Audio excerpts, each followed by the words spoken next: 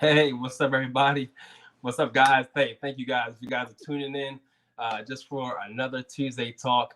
I got my man Big E on here. my man E, Eric Saunders, coming on, man, to come chill with me for a little bit on this Yes, Tuesday sir. talk. What's up, E? Hey, what's up, man? Good to see you, bro. Man, it's so good to see you, man. I haven't seen you since the good old Liberty days. I know it, man. LU. Being able to catch up with you, man. I just thank you so much for coming on for this live. And for those that will come on, those who are watching live, and for those who may catch the replay of this, thank you so much for tuning in and just listening for what I call ministry minds. Looking for people who are growing and doing amazing things in ministry, who are impacting people, and just has an encouraging word. We want to hear what's on the heart of E. Mr. Eric Saunders here. And so, hey, Eric, tell us a little bit about yourself, man. What you've been up to? What do you do? Yeah, talk to us. Yeah. So, what do I do? I started with what do I do? So, Yeah. right now I'm a husband. Yes, sir. Husband of one wife. Her name is Janique. We've been married for about 7 years. I'm a father. I'm a father of two kids. One is 4 and one is 2, and 2 boys, and they keep us busy. Yes, sir. And I'm also a pastor. So I'm a pastor at McLean Bible Church. Okay. I particularly pastor the Arlington location. Yes, sir. McLean Bible Church, and man, that's what I spend my time doing. Nice. So you're a husband of one. You're a husband of one wife. One wife. 2 wonderful kids. Yep. And you're doing ministry. So how is there a balance to that, or how do you work out that crazy kind of lot going on in your life? No doubt. Good question, man. I feel like years ago, I've stopped trying to aim for balance. And I aim more for priorities, man. Because when your priorities are set, then like you'll spend the proper amount of time in kind of each area. And so for me, when I look at the scriptures, I see, hey, my first priority is to the God of the universe. My second priority is to this physical family that God has gifted me with. And then third is my church family. And when we've seen disorder and unbalance and dysfunction, that's when you get those things out of priority, right? And so I think that's what I try to do. And what I do try to do is overlap as much as I can. And so I think a lot of times people get bogged down because they try to keep their family life separate from their ministry life. So for me, what I've been trying to do is, hey, our lives are ministry. Yeah. So that's having people over. My kids being able to observe how we do ministry and how we pray. Man, I think that's how we've been moving, man. It's all about priorities, man. Ooh, I like that idea. You said a concept about priorities. It's not about balance; it's about prioritizing and make sure when those priorities are aligned, everything else kind of flows. Yep. So, man, that's crazy. How long have you been in ministry? How long have you been doing that? Bruh, man, when it comes to ministry, I've been in ministry since I first met you. So it's been right. I'm 36 now, man. So it's been like 15 years, man. 15 years, man. I've been in it. Because you've been doing like inner city ministry. You've been doing all kinds of different types of ministry. Yep, that's right. Been all over the place. You've been all over, man. Like just doing all kinds of things. Yep. Amazing. How did you know that ministry was like when the guy grasped you, saying like, Eric, like I really want you to do this. Like, or was there a time? Like how did you get into it? No, that's a great question, bro. Like I talk to so many people, and they can always tell me, hey, there was this one moment, man, when I felt like the audible voice of God tell me this is what you should do. But for me, it was never that. For me, it was more so of like, yo, like God grasped my heart, he saved me. And I realized, he's giving me this mission to help other people know him as well. Other people love him as well. And as I just started to follow him, as I started to just simply help other people understand who he was and what he's all about, man, people would affirm into me, yo, Eric, you make, like, when you share Jesus with me, when you share about God with me, like, I really, truly do understand it, right? And so for me, it was most so of like, man, God gave me a deep desire to help people know him. He kept giving me ministry opportunities that popped up all over the place, right? And then other people affirmed it in me. So it was desires, opportunities, and affirmation. And when those three kind of went together, I kind of just thought, wow, God, you're possibly calling me into full-time ministry. So that happened out of college, man. And I've been doing that ever since. Wow. Yep. And did you go to school for anything like along those lines for ministry, or did you just kind of just like how did you like on the education side of it? Well, honestly, real talk, man, I like started in ministry and then I got the education to kind of help me to try to help me while I was in it. Yeah, yeah, And yeah. so I was in ministry during college. After undergrad, man, I went to my home church and worked as a pastor. And then when I was there, I realized, man, I want to be a senior pastor of a church one day. Wow. And if that's going to be the case, I need to know a lot more than I do right now. And Wow. so Right. I left the church that I first started ministry in, went to seminary in North Carolina. Okay. And then during that time, I met my wife and started help pastoring the church, and then moved up to DC about 6 years ago. Wow. And now you're rocking and rolling with the people at NBC Arlington. Rolling, man. Rolling with the people at NBC Arlington. So what do you guys? Are you guys doing anything special at the church, or what are you guys doing now because they missed COVID? I mean, it's pretty hard. I mean, there's a lot of shifting and changing that's happening for the church. How are you guys handling or navigating COVID right now? Man, it's funny you said Miss COVID, man. I don't like Miss COVID too much right now. If I see Miss COVID in the streets, man, I don't know. You're gonna knock him out. Yeah, that's right. 1, 2. But yeah, right now, man, we've been doing a lot of our stuff virtually. Like we've been slowly opening up our church and being very careful about that. So very socially distant, taking temperatures when you come in. But most of our stuff is online right now. Okay. And then we're doing a huge outreach. So we've been passing out a lot of food in our area. We passed out over this pandemic over 1 million pounds of food, man. And we've seen, man, people come to faith in Christ, people saved as a result of really just us meeting physical needs. And then us on the heels of that sharing, hey, your deepest need isn't just having food.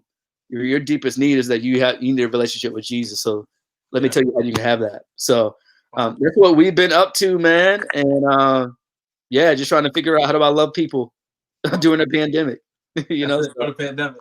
Yep. Did they teach you how to do that? How to navigate a pandemic in seminary? No, we had no classes about that. They didn't prepare me at all. They didn't prep you for that. Nah. They didn't prep you for that. They said we're gonna start some school hard talk, man. Pandemic 101. This is how you get through it. That's right. Now that's gotta be pretty hard too, because pastoring, you want to be around people, and there's a strong interaction. You're trying to disciple people, so it's difficult at times, because of that. And so very interesting, man, to hear someone going through ministry and trying to navigate through the pandemic. One question I did too, like, what values do you hold like in ministry, or like what are some things that make someone strong in ministry, or what kind of things do you look for when someone wants to serve or wants to do a ministry? Bro, that's a great question, man. I think some of the values that I have, I guess I'll share some of the values that I have, man, and tell you some of the things I look for. Some of the values that I have in my life, man, and I try to operate by is that ministry is for the glory of God and not my glory. Not for my glory. I think in this day and age, man, with like social media, man, and fame, sometimes we can easily get confused about whose glory it is from. Or sometimes we can kid ourselves and say it's for the glory of God and say that we want to grow our following because it's for God's glory. But deep down inside, man, it's really for us, right? And so I think that's a big thing, guys. It's for God's glory and not my own. Number 2, everybody's not always going to love you, right? I think we all know that. I think our parents grew up telling us that. But it's a special thing when you become a pastor. You tend to think that every decision that you make, every proclamation you give from the pulpit, every time you say "Thus saith the Lord," people automatically are going to fall in line and follow you and say, "Thank you for giving me that great word." But when I look at the scriptures, you don't see people doing that, right? When you see prophets in the Old Testament, you see people coming from them. When you see the apostles in the New Testament, you see people coming from them. That's when right. you look at our Lord and Savior, who was walking the streets, the most perfect person that ever lived, right? For him, right? Right. If you're living life for the affirmation of people, you will not last in ministry. You're not going to last, right? And so it's one of those things, like Paul said in Galatians 1:2. Am I doing this to please men or to please the Lord? If I'm doing this to please the Lord, if I'm doing this to please men, I'm not a servant of Christ, right?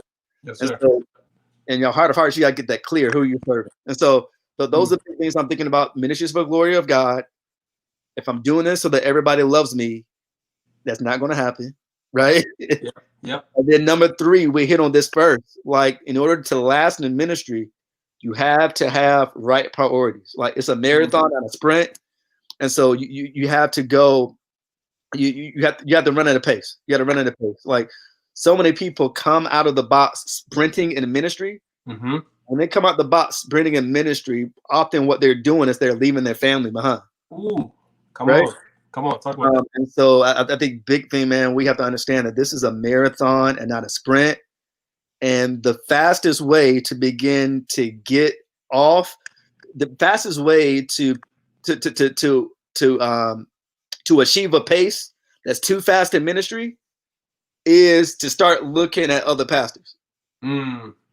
Because you spend to start thinking, oh, that ministry is bigger than mine, or this person is doing this, or this person is doing that, and you start trying to run to keep up, and then all of a sudden you're burnt out and you're done, right? Wow. Yeah. And so one of the passages that I think about in regards to that is that simple passage in Matthew 11, when Jesus says, "Come to me, all who are weary and heavy laden, and I will give you rest." Jesus didn't give us ministry so that we can run ourselves to death and burn out. All of us, no matter if you're a pastor or not, Jesus walks at a much slower pace in our culture. He's going to rest, not burdens. And so I think those are things, man, that I'm that are some values for me.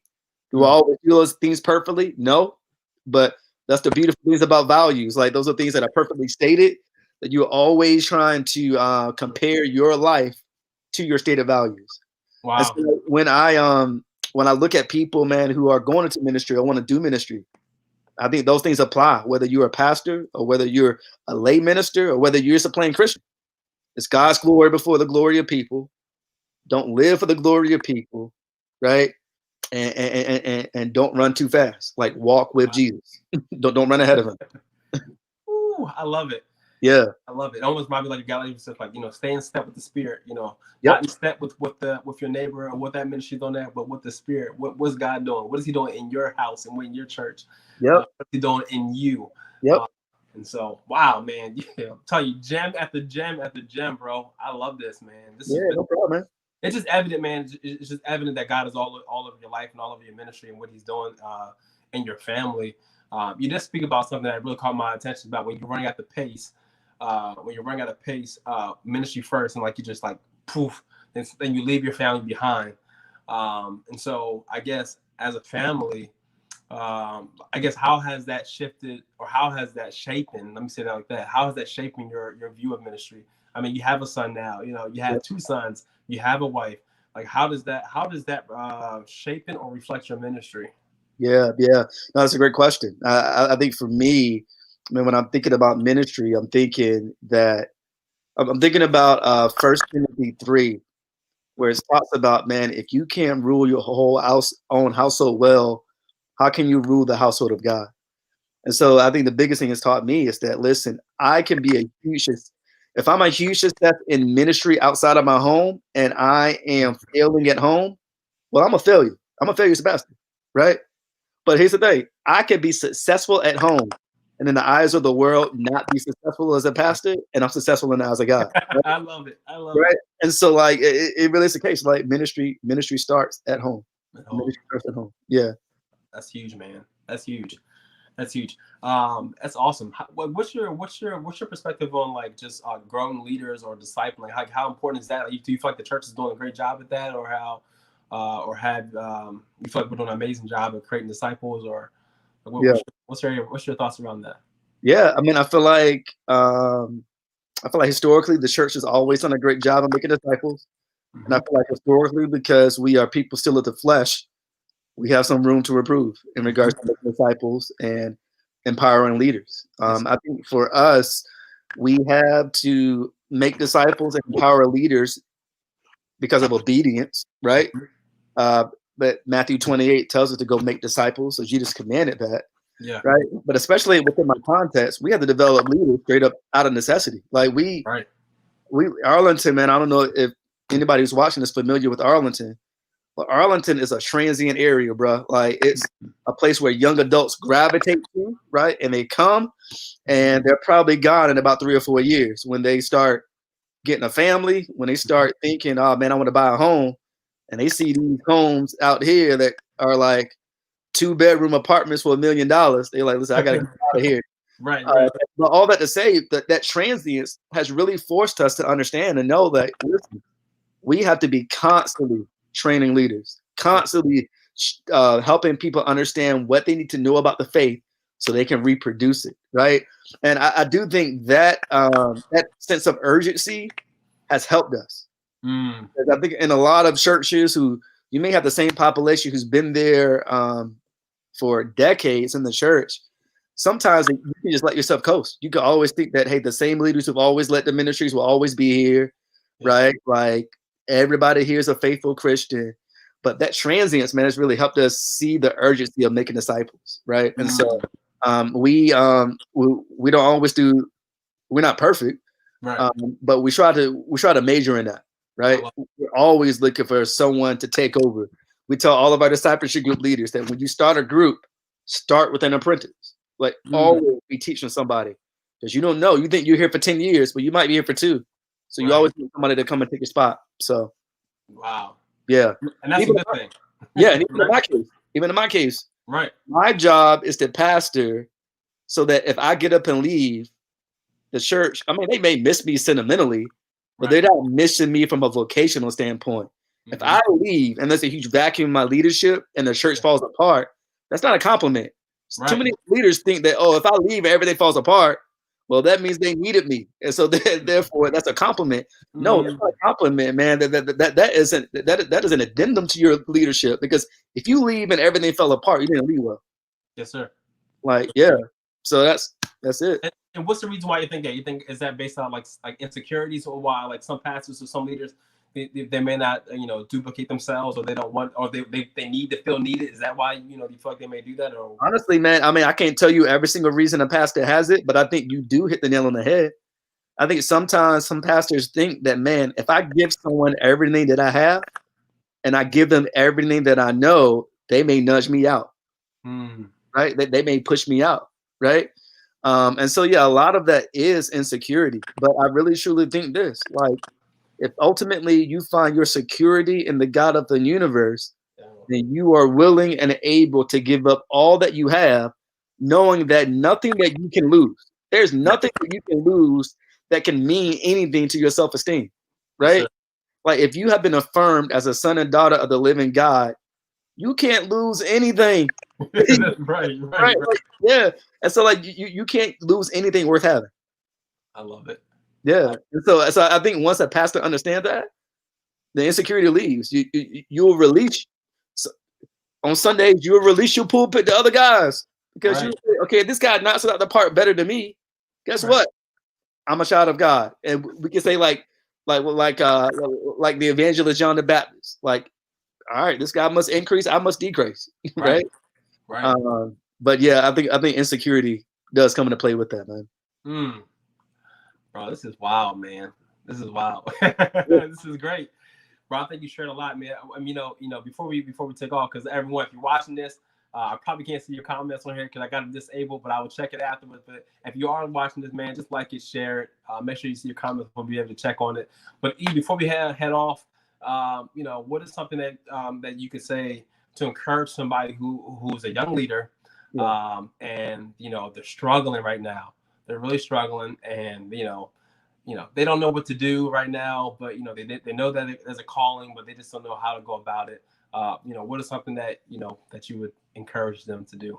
Yeah, no, I think that's a great question. Before I launch in, man, there's actually a letter in the New Testament that'll help you, right? I truly believe that Paul's letter to First Timothy, First Timothy. Paul's letter to Timothy will be a huge help, because in the letter, Paul, he's a veteran, he's a vet leader. He's writing to a leader who is extremely timid. Like, there's a lot of people above him, man, that is trying to throw dirt on his name and trying to stop his ministry. And throughout the whole letter, Paul says, hey, be strong and courageous, right? He says, man, like, to teach sound doctrine. Like, and so I would say, man, for that leader that's frustrated, I would say this: do what you know that God has called you to do right now. That's it. Like, don't worry about your future. Don't worry about what he said or she said. Don't worry about all the obstacles that are coming, or maybe even some of the frustrations that you have because you feel like you're not living within the calling that you have. No, God has called you to what He has for you right now, right? Mm. Put your hand to the plow.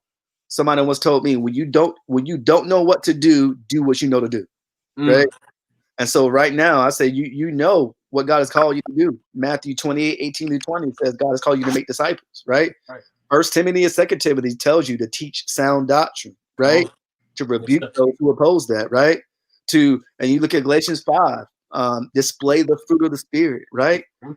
Do that within your spheres of influence, and then allow God to open up the doors for you. And big thing, man, that I operate by is that God has entrusted to me the responsibility for faithfulness. Yes, sir. He's responsible for the fruit, Yes, sir. right? So, Right. God's calling me to be faithful right now. So, leader, if you're watching right now, just be faithful. Be faithful. Trust the Lord, Mm. and what He has for you, He will bring to you. Mm. And because of that, you neither need to compete nor compare. I love it. What God has for you, nor no mortal being can take from you. So you neither need to compete, no compare. Just trust Him. Just walk at His will. He'll bring it to you. So, yeah, that's what I have, man. Man, that's beautiful, man. I just want to say thank you, thank you, thank you, just for coming on, man, and just hanging out with me tonight. Just in all transparency, I haven't talked to E in a minute, and I said, Yeah. man, I gotta get my man on. You've always been a pleasure to be around. You've always been a great friend in the past, during the school, and you're just a man of integrity. And I know the people at NBC Arlington are blessed to have you, and so and your wife and your kids. I don't even know your wife like that, but I'm sure because I know you. I know that you have a great wife and great family, man. So I just pray that God continues to bless you in all your endeavors, man. I'm looking forward to catching up with you and seeing you just continue to prosper in God's will. So thank you, bro. Thank you. Well, man, and you as well, man. Like we got to get the kids together, get the wives together, man. We Yeah, got to get them, man. Yo, once we get COVID out the way, exactly. we rolling, man. We have That's to, right. man. Cause I'm sure my little man would love to hang out with you guys, man, and meet your wife and meet everyone. So, bro, I love you. If you're watching this, for anyone else that's watching this, guys, make sure you like, share, comment on this. I'm telling you, I'm not just saying to say this. This was a blessing, Eve. This was a blessing, man. Just God's words, His Spirit's all over your life, man. Everything that's being said. So, if you have not watched this, if you're just hopping on and catching it out, watch the replay. I promise you will be blessed by this. This is Pastor Eric Saunders at NBC Arlington, a good friend of mine, and I'm so grateful to have him on here. So, E, I love you. Everyone else that's watching, y'all have a wonderful night. God bless you. God bless you. And we signing off, y'all. I love you guys. Take care. See you guys.